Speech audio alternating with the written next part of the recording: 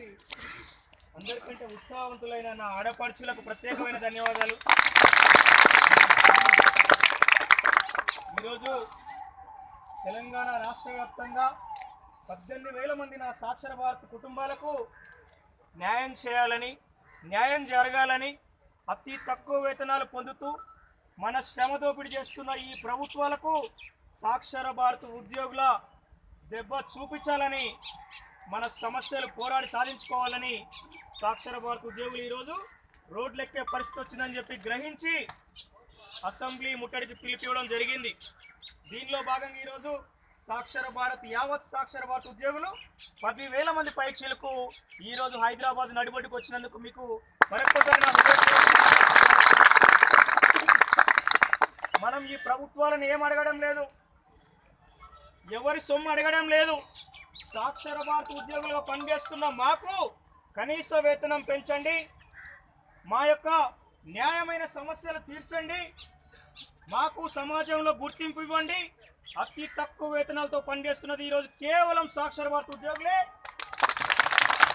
మా యొక్క చదువులకైనా కనీసం గుర్తించి మాకు ఈరోజు ఒక గౌరవప్రదమైన వేతనాలు ఇవ్వండి అని చెప్తూ ఈరోజు కేంద్ర రాష్ట్ర ప్రభుత్వాలని మనం వేడుకుంటే కనీసం గుర్తించకుండా 18,000 కుటుంబాలను ఈరోజు రోడ్ల పాలు చేస్తున్న ఈ దుర్మార్గ ప్రభుత్వాలు కనీసం మనల్ని గుర్తించకుండా ఈరోజు 18,000 మందిని రోడ్ల మీదకి ఎక్కిస్తున్నారు. ఈ యొక్క పాపం ఊకనే పోదు. ఈ ప్రభుత్వాలు ఖచ్చితంగా మన యొక్క మూల్యం చెల్లించుకోక తప్పదని చెప్పి నేను మీ అందరికీ మనవి చేస్తున్నా. ఇప్పటికీ ఈరోజు పిలిపియగానే చిన్న పిల్లలని కూడా లెక్క చేయకుండా ప్రతి ఒక్కరు కదిలారు. ఎక్కడికెక్కడికి అన్యాయంగా అక్రమంగా అరెస్టులు చేసినా సరే భయపడకుండా నా హక్కు అని చెప్పి ఈరోజు హైదరాబాద్ నడిగడ్డకు బయలుదేరిన నా అక్క చెల్లెలు అన్న తమ్ములందరికీ కూడా నేను పాదాభివందనం చేస్తున్నా. సాక్షర భారత్ ఉద్యోగుల పిలుపు మేరకు ఈరోజు రాష్ట్ర ప్రభుత్వంలో ఉన్నటువంటి గౌరవ ఉప ముఖ్యమంత్రి డిప్యూటీ సీఎం గారు తక్షణమే స్పందించి చర్చలకు పిలవడం జరిగింది. ఇప్పుడే చర్చలకు వెళ్ళి నాతోటి ఒక 10 మంది మిత్రులను చర్చలకు వెళ్ళినాం. గతంలో ఈ 8 సంవత్సరాల కాలంలో కేంద్ర రాష్ట్ర ప్రభుత్వంలో ఉన్న అన్ని శాఖల అధికారులను, ప్రజాప్రతినిధులను, అధికారులను కలవని మంత్రి లేడు, కలవని ఎమ్మెల్యే లేడు, కలవని కేంద్ర మంత్రులు లేరు. దండాలు పెట్టుకుంటూ కూడా మనం బ్రతిమలాడుకుంటూ వస్తున్నాం. ఏ రోజు ప్రభుత్వాలకు మనం వ్యతిరేకంగా వెళ్ళలేదు, ఏ ప్రభుత్వాన్ని విమర్శించలేదు.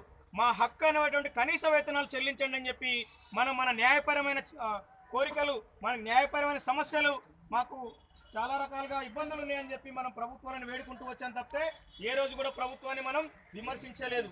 మేమేమైనా నక్సలైట్లమా, మేమైనా గుండాలమా, మేమైనా ప్రజాస్వామ్య దేశంలో పుట్టలేదా? మా యొక్క సమస్యలను ప్రభుత్వం పెద్ద మనసుతో తక్షణమే పరిష్కరించాలని చెప్పి అనేక మార్లు బ్రతిమిలాన్ని కూడా కనీసం వినకుండా ఈ రోజు మనల్ని ప్రభుత్వాలు చిన్న చూపు చూస్తూ మన శ్రమతో వచ్చినాయి. అవునా కాదా? అలాంటి ప్రభుత్వాలకు బుద్ధి చెప్పాలా లేదా? మరి డిప్యూటీ సీఎం కడియం శ్రీహరి గారు పిలిచి ఏం మాట్లాడతారు? కడియం శ్రీహరి గారిని ఎన్నిసార్లు కలిసినామండి? చాలా సార్లు కలిసినాం. అఫీషియల్ గా నేనే ఒక 20 సార్లు కలిసి ఉండొచ్చు. మన అన్ని జిల్లాల నుంచి కలిసిరా లేదా? వరంగల్ జిల్లా బిడ్డలు అయితే ఎన్నోసార్లు కలిసి, అవునా కదా? దండాలు పెట్టినామా, కాళ్ళు పట్టుకుంటున్నాం. కేంద్ర మంత్రుల కాళ్ళు పట్టుకుంటూ అనేక మంది మంత్రుల అధికారులే కాళ్ళు పట్టుకొని దండాలు పెట్టినాం. ఏమండి, మనం కాళ్ళు పట్టుకొని అడగాల్సిన అవసరమా? అడుక్కునేది భిక్షం, పోరాడి సాధించుకునేది హక్కు. అవునా కదా? అడుక్కున్నా కూడా కనీసం ఈ రోజు అన్ని శాఖల ఉద్యోగుల జీతాలు పెంచిన ఈ ప్రభుత్వాలు సాక్షర భారత్ ఉద్యోగులు కళ్ళకు కనిపించడం లేదా? ఈ ప్రభుత్వాలకు మరి మన దెబ్బ చూపించాలా? ఖచ్చితంగా ఇలాంటి ప్రభుత్వాలకు సాక్షర భారత్ దెబ్బేందుకు కూడా రుచి చూపించాలి. ఇలాంటి ప్రభుత్వాలని వాళ్ళు మనల్ని తీసేసుడు కాదు, మన వాళ్ళని ఏం చేద్దాం?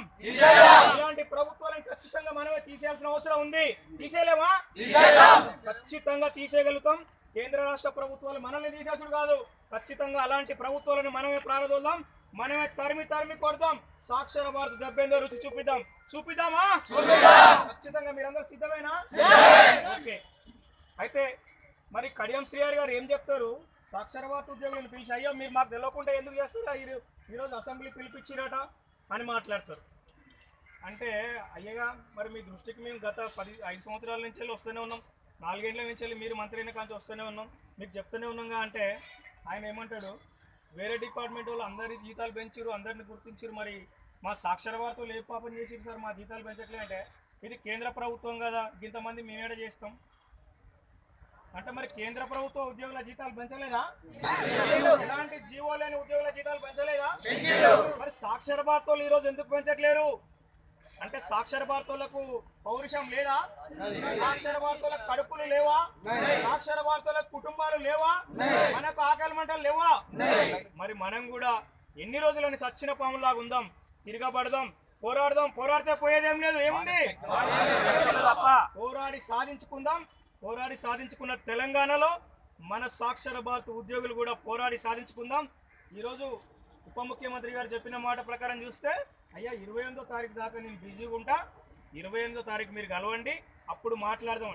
మరి ఈ రోజు ఏమైందా? సాక్షర భారత ఉద్యోగుల జీతాలు పెంచుతున్నాం అని చెప్పి మీకు ప్రకటన చేయడానికి నోరు రావట్లేదా? నోరు పడిపోయిందా? అంటే